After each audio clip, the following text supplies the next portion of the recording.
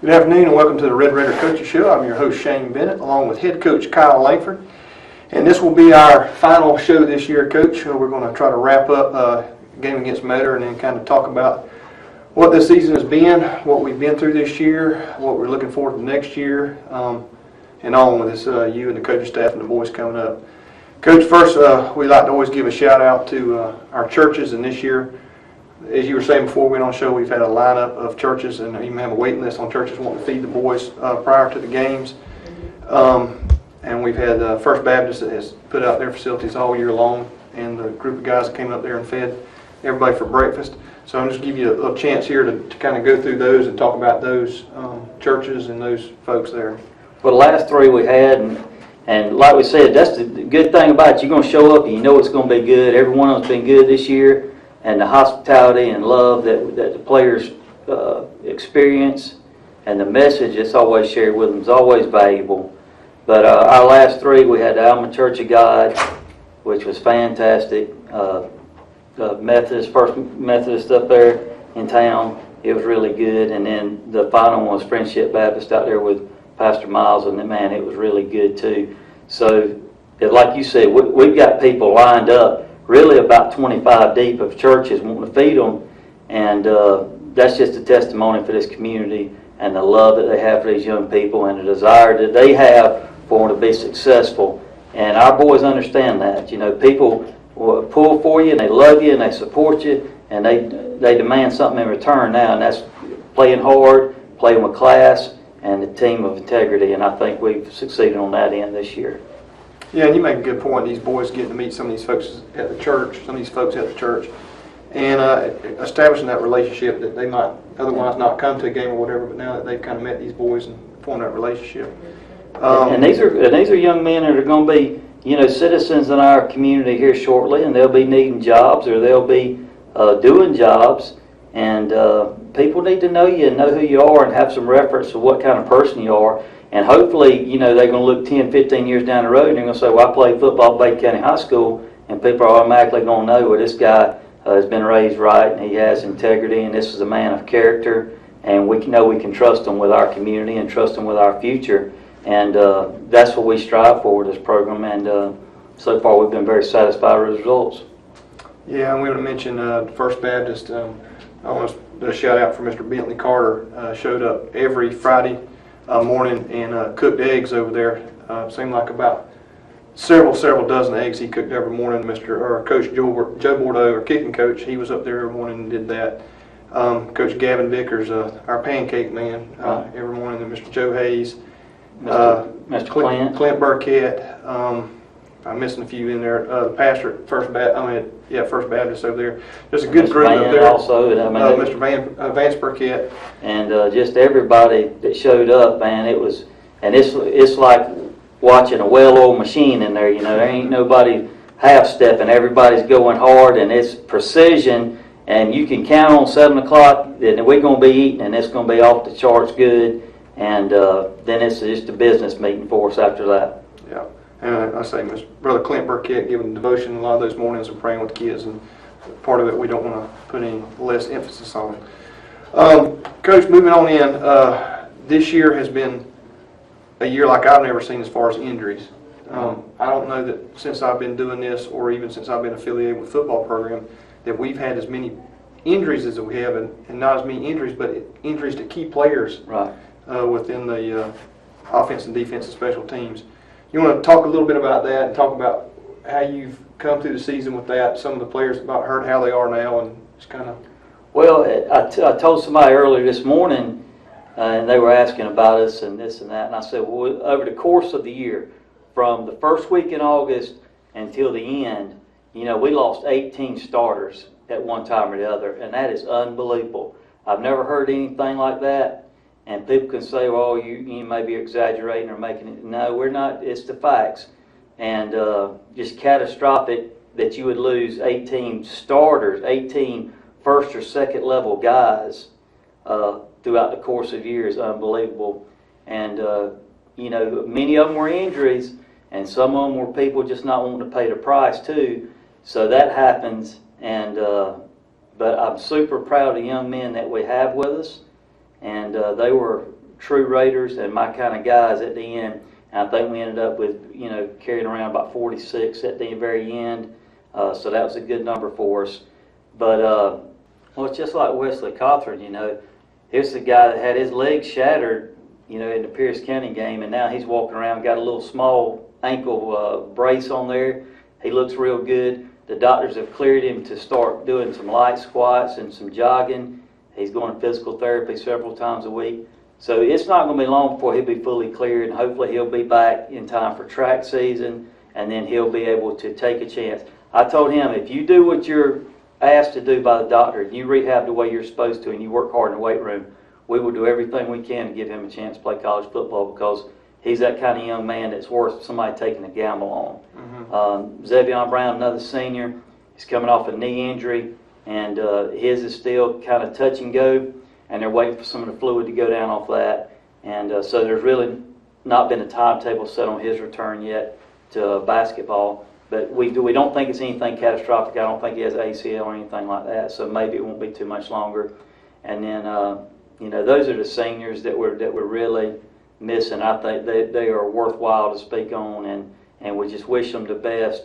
And I just wish it rips my heart out, because I wish their senior years could have ended differently. But the good Lord, only knows, and everything happens for a reason. And but we're just tickled that things are getting better for them. Yeah, and you said injuries, and a lot of it wasn't injuries. You just had some that just didn't have the heart there, and other reasons came in there. But as a coaching staff, you have to deal with it regardless and put it in there. So. And we tell our kids this every year, and really once a week, if you're going to play football, there's two kind of disciplines. There's either going to be the discipline of regret, or there's going to be the discipline of work and conforming yourself to what a team concept is. So there's going to be discipline involved either way. It's just, do I want to pay the price and be a part of the team, or do I want to go do my own thing? And then I'll have to suffer the consequences of that down the road, of that regret and maybe wondering what if. And that's just the way it is. But there's going to be a little pain involved, anything you do. And you wish everybody could come out and enjoy it and conform to the team standards, but that just ain't the case, and it's not the case in anything in society anymore, it seems like. But the ones that did, man, I tell you, I couldn't be prouder of them, and the way they played Friday night at Metter was just kind of I think maybe a sign of things to come more than the ending of this season. I think it's really more like the beginning of next year for us. Well, before we take a break, Coach, I want you to, if you will, just break down Metter for us, and then after the break we'll come back and kind of recap the season. But going into Friday night, I know just after the Bryan County game and just the way the season had started coming there, you had a tough time, I know, getting the boys ready for Metter Friday night. Just talk a little bit about that, and then in the game, what you saw out of the boys Friday night. Well, and we thought after the way that the Bryan County game ended, with the disappointing way it ended in the last 2 minutes, I was very worried that I said, Lord help, please let them show up to work, because that's what, the losing you can live with, when you play your best or mistakes happen, that's sports, that's football, it's going to happen. But if you ever quit working and you ever quit loving your teammate and you ever quit caring about each other, that's when that's a problem. And they showed up that last week, everybody was ready to go, and I was really amazed. And we eased back on the physical nature the last week. We were not near as physical as we've been all year. And at that point in the season, there was no need to be. I don't need to go in there and get on the boards for 30 minutes. We're physically tuned in and ready to go. The biggest thing going in that last week is just, can we get as healthy as we can so that we can put people on the field to compete and play fast and have a good time. And the boys really responded well to that. And just the way they attacked the game. And it's like they've done all year. And one thing people, if you look back, 4 out of the last 5, I guess it was, or 4 out of 6 of the last 6 games ended on the last play of the game. Mm-hmm. And I've never seen anything like that. I don't know if I've seen 4 games like that in 20 years, much less 4 in the same season. And that tells you how, paper thin the difference is between teams in this region, really from 2 on down to 7. Now, there's a big disparity at number 1, but the rest of us are just so close together that, we lost to the number 3 seed in the region on a 2-point play. So we're maybe a 2-point play and not turning the ball over of being the 3 seed in this region. And that gives you a little bit of encouragement knowing, hey, we're on the right track and we're really, really close. But the disappointing fact is that we just didn't get it done. And that's one thing we can't go back and redo. But we hope that these scars and the pain that we have from this year is something we can draw on next year to help push this program where it needs to be and where it belongs, and that's back in the playoffs. All right. Well, Coach, we're going to take a quick break, and we come back. We want to recap. We'll recap the season and what we've got to look forward to for next year. We'll be right back after this quick break.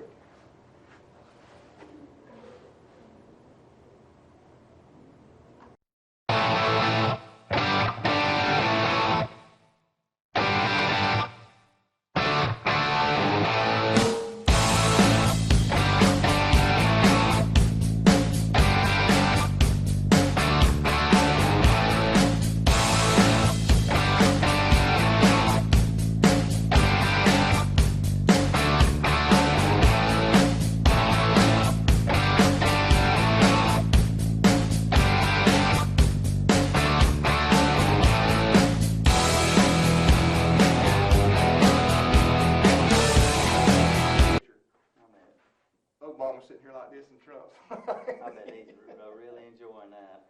Trump has handled himself. Even that meeting they interviewed him, he did a really good job. Listen to me, he's ready. Oh, I know he is. He ain't scared. He's a bull when somebody's in his way, like getting to the presidency. Now that he's there, I think he'll get people surrounding him by his.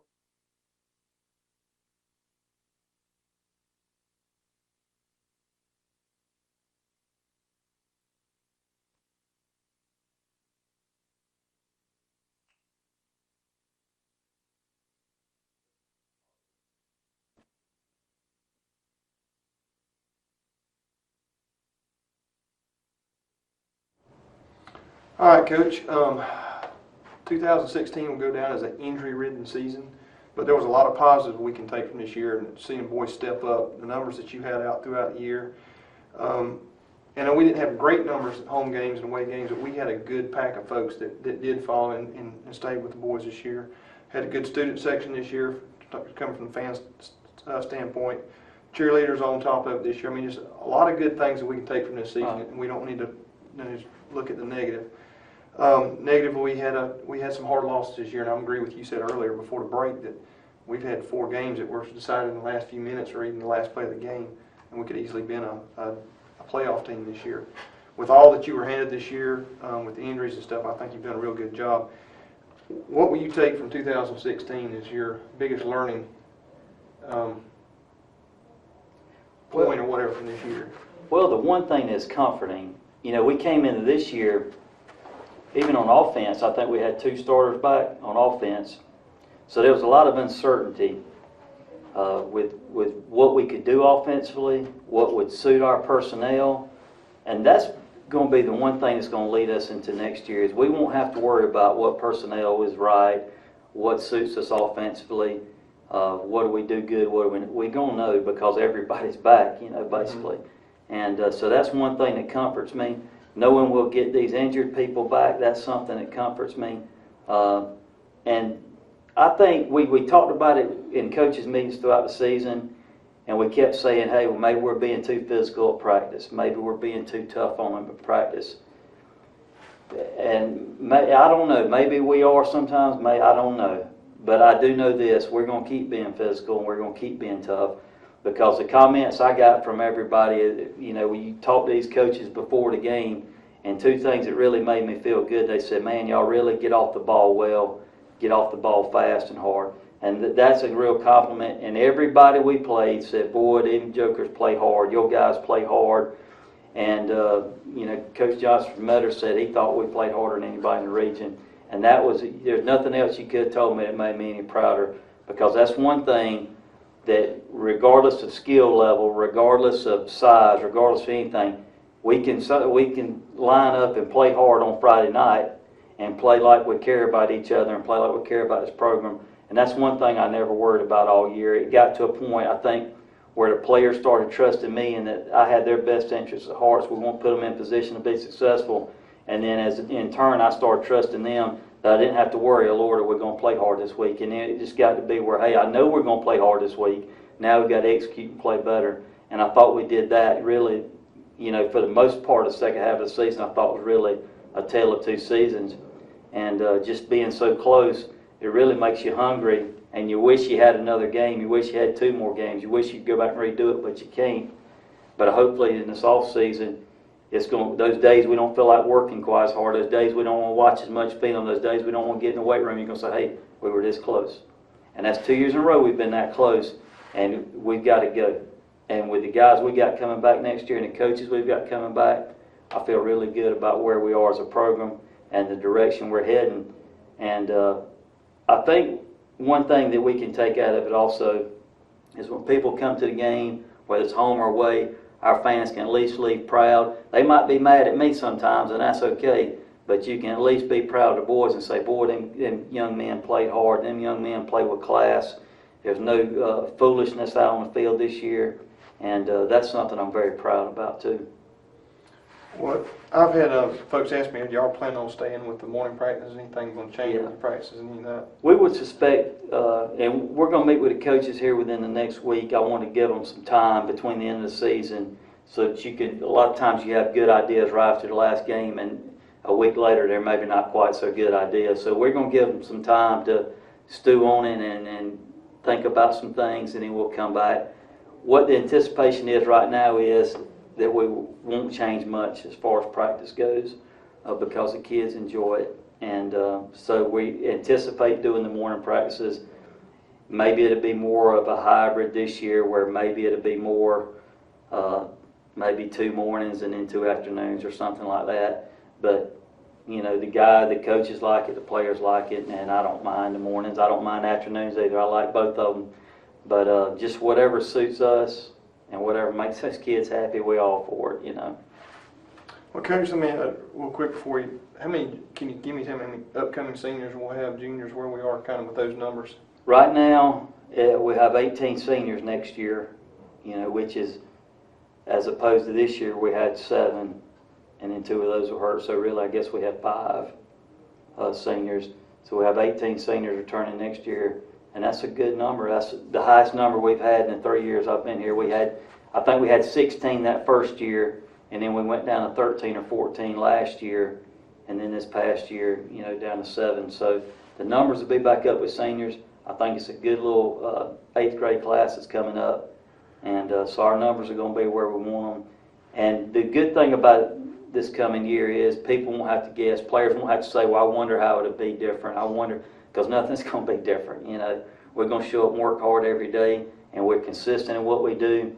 So the players know exactly where I'm coming from. I know where they're coming from, and so maybe they can make a real educated choice when they sign up and say, I want to be a Red Raider, and this is what I want to do.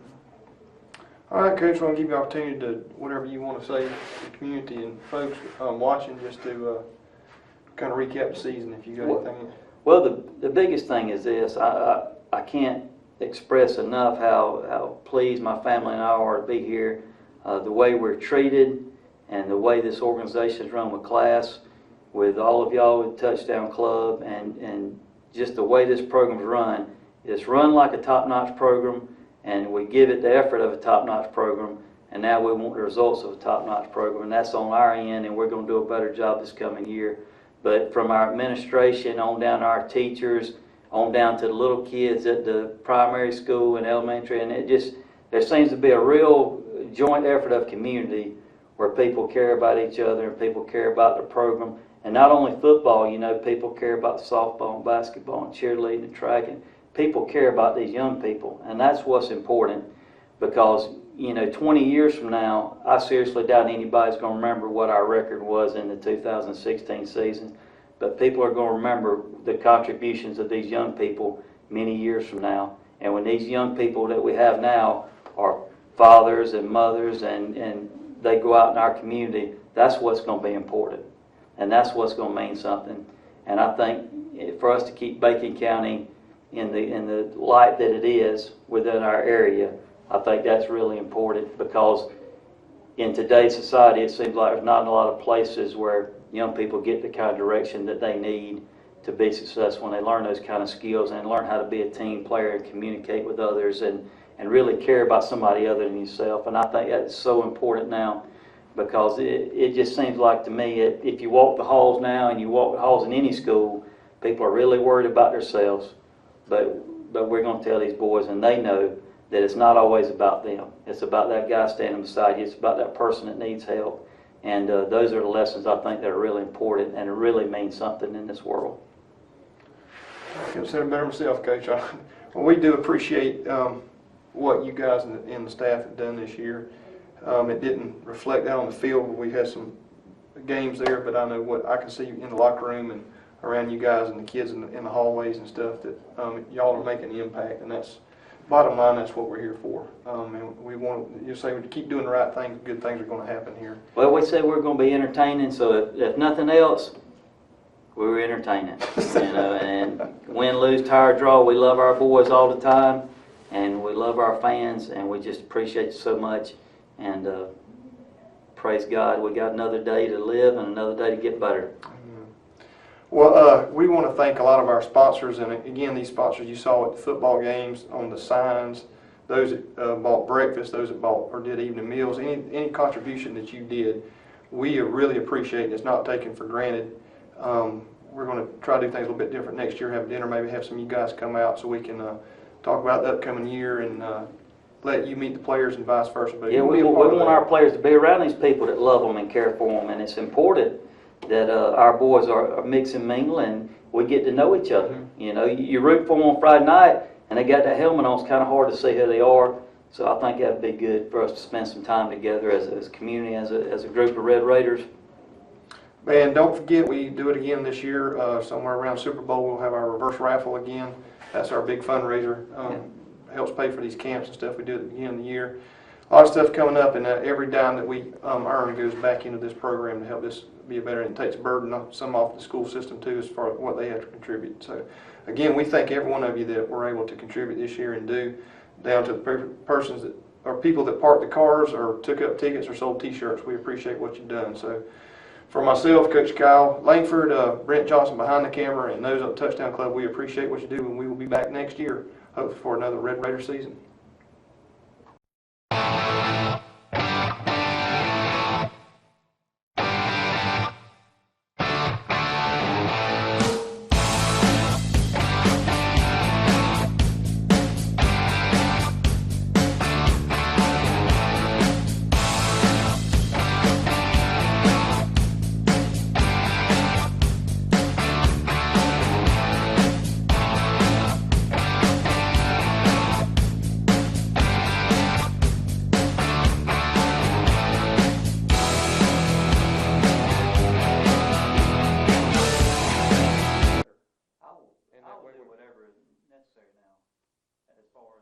Well, my thoughts are for next year is to have a dinner at the beginning of the year, and all those businesses that were on that sign, invite them, give them the